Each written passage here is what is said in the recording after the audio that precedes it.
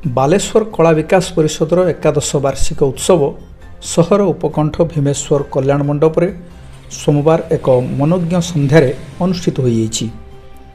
ପରିଷଦର ସମ୍ପାଦିକା ଏଲିନା ପଣ୍ଡାଙ୍କ ଅଧ୍ୟକ୍ଷତାରେ ଅନୁଷ୍ଠିତ କାର୍ଯ୍ୟକ୍ରମରେ ମୁଖ୍ୟ ଅତିଥି ଭାବେ ରେମୁଣା ଏନ୍ଏସି ଅଧ୍ୟକ୍ଷା ତନୁଜା ଗିରି, ମୁଖ୍ୟ ବକ୍ତା କବି ପ୍ରଶାନ୍ତ ଦାସ ଏବଂ ସମ୍ମାନୀୟ ଅତିଥି ଭାବେ କାଉନସିଲର ପାନମଣି ମୁର୍ମୁ, ଆଇନଜୀବୀ କାମିନୀକାନ୍ତ ଚୌଧୁରୀ ପ୍ରମୁଖ ଯୋଗଦେଇ କଳା ରୂପକ ସାଧନାକୁ ନିରନ୍ତର ଜାରି ରଖିବା ଆବଶ୍ୟକ, ସମର୍ପଣ ଭାବରେ କଳାର ସାଧନା ଉଭୟ ସାଧକ ଏବଂ ସମାଜକୁ ଆନନ୍ଦ ଦେଇଥାଏ।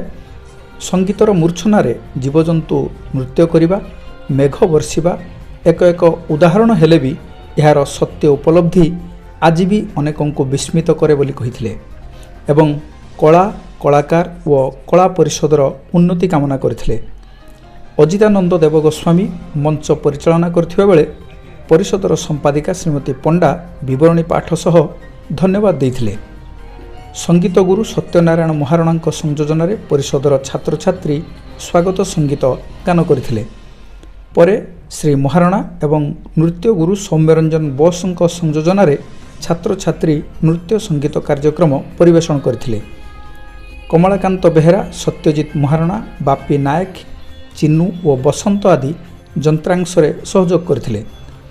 ବହୁ ଅଭିଭାବକ ଏବଂ କଳାପ୍ରେମୀ କାର୍ଯ୍ୟକ୍ରମରେ ଯୋଗ ଦେଇଥିଲେ।